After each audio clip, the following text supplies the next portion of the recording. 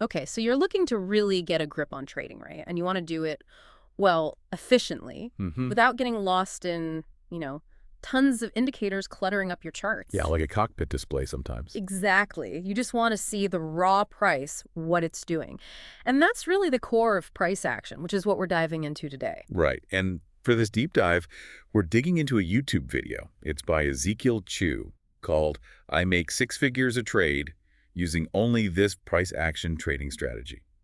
Quite a title. It definitely grabs your attention. So our mission here is basically to pull out the key ideas, the actionable stuff from that video about price action trading. Yeah, the goal is to give you a clearer way to look at the charts, see potential buy or sell points just by, well, watching the price itself. Giving you an edge, maybe, understanding that push and pull between buyers and sellers. Exactly, what it might signal about where things are headed next. Okay, let's kick things off then. What is price action trading, fundamentally? Well, at its heart, price action is really about reading let's call it the battle, happening live between buyers and sellers. Okay. You do this just by looking at how the price moves on the chart.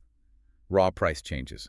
Who's winning right now? So it's not about crystal balls or anything? No, definitely not about predicting the future with perfect certainty. And it's not about relying on indicators that are always looking backwards, lagging behind. Right, they tell you what did happen. Exactly. Price action is about seeing what's happening now, understanding this moment-to-moment struggle. It potentially lets you see those shifts in power before lagging indicators even catch up. So you get a more immediate read on the market's potential direction. That's the idea. It gives you potentially an unfair advantage, as the video puts it. Okay, so being present with the market, reading its moves as they happen. Precisely. Think about it like this. Price sort of hesitates, moves sideways. That suggests, a stalemate, a tug of war. Okay. But a strong, clean break above or below. That shows a real surge of momentum from one side. And what if it breaks and then snaps back? Well, that could be a trap. A false move, maybe. What the video might call a feint. Reading that in real time, that's where the edge comes from. Interesting. Okay, so the video jumps pretty quickly into specific strategies. First up is candlestick bodies. I think most people look at the wicks more, don't they? That's common. But the video argues the main body of the candle itself can be just as informative. Maybe even more so sometimes. How so? Well, take a big green candle, a bullish one, with almost no wicks, top or bottom. What does that tell you? Strong buying. Buyers were in control the whole time. Exactly. Strong, sustained buying pressure through that whole period. Buyers dominated start to finish. Sellers they didn't put up much of a fight. Right. That sheer size of the body, that dominance, it signals more than just current buying. It suggests a potential shift. Maybe buyers getting more aggressive, sellers backing off. So it's the underlying psychology changing. Precisely. Yeah. And that's what can keep a move going, or maybe even set up a new support level. Okay, so a big, solid green candle means buyer dominance. Practically speaking, what does that mean if I'm watching my chart? Well, a candle like that can often mark out a potential support area. The thinking is buyers showed huge interest there, right? So they're likely to be interested again if the price dips back to that zone. The video shows an example, I think, where price moves sideways after a big green candle. Okay. And then later bounces right off the top of that candle's body, confirming it as support. So one strong bar can actually turn things around, maybe reverse a downtrend? It can suggest that, yeah. It can create a sort of price floor where you'd expect buyers to show up again. Makes sense. Strong buying means likely future buying there. Okay. Strategy number 2 in the video, mean reversion. Using moving averages. I think most traders have heard of this concept. Oh, yeah, mean reversion. The rubber band analogy is pretty common, right? What? Price stretches too far from its average. It tends to snap back. Exactly. The video specifically uses the 50-period moving average. It helps sort of visualize that average price over the last 50 bars. And it can reveal the underlying trend, even when price action looks a bit messy or random. The 50 MA is pretty standard for shorter-term trend, right? It is, yeah. So seeing price interact with it, especially during other patterns, can add some confidence. So how do we actually use this rubber band idea with the 50 MA for trading? Well, if the price drops, significantly below that 50 MA, it suggests it might have stretched too far down. Okay. So it's likely to gravitate back up towards the average. That could be a potential buying opportunity, but, and this is key, you need patience. Wait for signs it's actually heading back. And the opposite if it spikes way above. Same idea, just flipped. Price spikes way above the average. Might be overextended, likely to pull back towards the 50 MA. Potential selling or profit-taking spot. So the main thing is don't panic sell on a dip below or chase it way up high. Right. Resist those emotional reactions. Yeah. Anticipate the reversion, the return to the average. Doesn't happen every time. Obviously, nothing's 100%. Of course not. But it happens often enough that it presents trading opportunities for people who understand it and wait for it. Got it. Okay, strategy 3. False breakouts. Identifying them, avoiding them. Oh man, I think everyone's felt the pain of getting caught on the wrong side of one of those. Haven't we just? Yeah, false breakouts are classic market traps designed to fool you, basically. How do they typically play out? So price might push just above a resistance level or dip just below support. Looks like a real breakout, right? Looks like it's going to run. So traders jump in, chasing the move. But then, boom, it reverses sharply. Goes right back into the old range. Leaving those breakout traders trapped. Exactly. The video describes that scenario. Market sideways, price breaks resistance, breakout buyers pile in. Then it reverses, hits all their stop losses. And those stops getting hit actually fuels the reversal, doesn't it? Yeah. Precisely. Those buy stops become sell orders when triggered. Adds more selling pressure, makes the reversal even sharper. Sneak. Very. The video gives examples like price making a new high, then just crashing down, or spiking above a level with a long wick, but closing back below. Same thing can happen breaking lows, then reversing up. So these moves are designed to sort of shake people out. Yeah, shake out the weak hands, as they say. Traders who jump in too quickly or have stops too tight, and it can gather momentum for the real move in the opposite direction. Is there a clue? Like, how can you spot a potential false breakout? Well, one tip from the video is, the harder and faster the price moves on the initial breakout, the more likely it might be a trap. Really? So a huge fast move isn't necessarily confirmation. It could be the opposite. It could be sucking people in before the reversal. So the advice is, be really careful chasing big, fast breakouts without some other confirmation. Don't just jump on board immediately. Okay, view those explosive moves with a bit of suspicion. Got it. Strategy number 4 is the buildup. Sounds patient, like waiting for things to cook. That's a good way to put it. The build-up strategy is about finding these periods of really tight consolidation.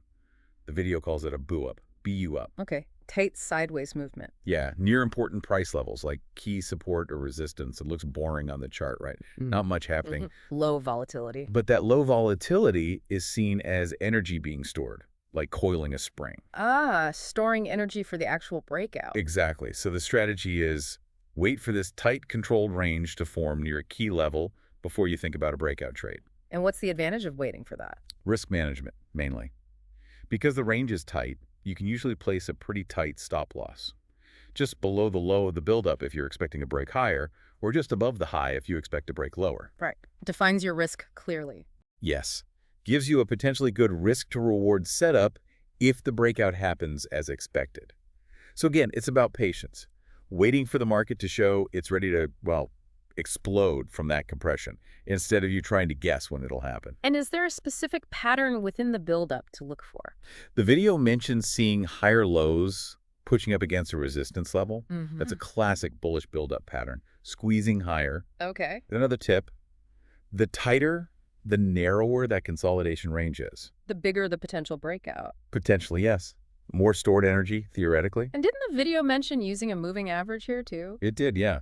The 20-period moving average this time has sort of an extra confirmation. How does that help? Well, if price keeps bouncing off the 20 MA during the buildup, it suggests buyers are actively supporting it there, reinforcing the idea of accumulating pressure. Okay. And if that 20 MA lines up nicely with the low of the tight range, even better. Stronger sign of buyer interest holding the line. Right, that confluence tight range, holding the 20 MA sounds like a stronger signal. Okay, final strategy number 5. The pre-breakout method. Trying to get in before the main event. That's the gist, yes. It's a bit more advanced. It's about anticipating the breakout by looking at multiple time frames. Okay, how does that work? So the video outlines steps. First, you spot a buildup, that tight consolidation we just talked about, on a higher time frame, like the daily chart. So indecision at a key daily level. Step 1, find the daily buildup. Got it. Step 2, you zoom in, switch to a lower time frame, say the 4-hour chart. Okay, daily buildup, then zoom into the 4-hour. What are we looking for on the 4-hour? You're looking for a false breakout on that lower time frame at the edge of the daily buildup range. Ah, so a little trap playing out on the faster chart. Exactly. A false break above the daily resistance or below the daily support on the 4-hour chart.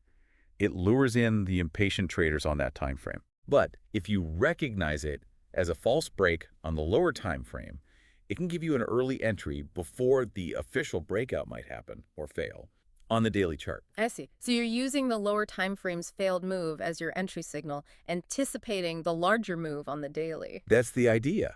It can potentially give you a much better risk-to-reward ratio because you're getting in earlier. So let's say there's a buildup at daily resistance. We see price poke above it on the 4-hour, then slam back down. Right. Especially if the overall trend on the daily chart is already down.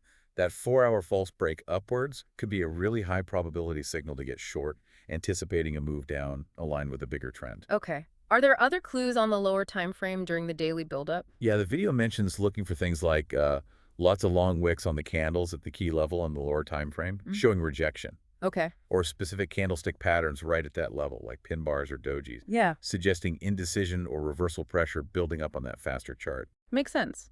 And managing a trade taken this way, getting in early sounds good, but how do you handle profits?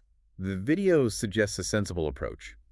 Maybe take some partial profits when the price hits the first obvious support level if you shorted, or resistance level if you went long after your entry. Lock in some gains. Exactly. Secure some profit, reduce your risk, and then you can let the rest of your position run just in case that bigger move you anticipated on the daily chart really takes off. It's about balancing risk and reward. Okay, that covers a lot of ground. Let's just quickly recap those 5 strategies from Ezekiel Chew's video. Sure. We had looking at the meaning of full candlestick bodies, not just wicks. Using mean reversion, specifically with the 50 MA, to spot potential snapbacks. Right. Then identifying and, crucially, avoiding false breakouts, those market traps. Then trading the buildup, that tight consolidation where energy gathers. And finally, the pre-breakout method, using multiple time frames to try and anticipate the move with an earlier entry. It all comes back to really reading the price itself, doesn't it? Absolutely. That's the core idea threading through all of this. Price action is about understanding the market directly, unfiltered. Learning to read that constant negotiation between buyers and sellers. And try and position yourself based on that real-time information, maybe before the lagging indicators catch up. Precisely. So maybe something for you, the listener, to think about could really digging into these fundamental price movements, this visual story of the buyer-seller battle on your charts, give you, a more direct, maybe less cluttered way to approach your market analysis. It's worth considering. Perhaps it's time to pull up your own charts and just look at them again, but through this lens of price action we've discussed, see if it offers a fresh perspective on what the market might be telling you.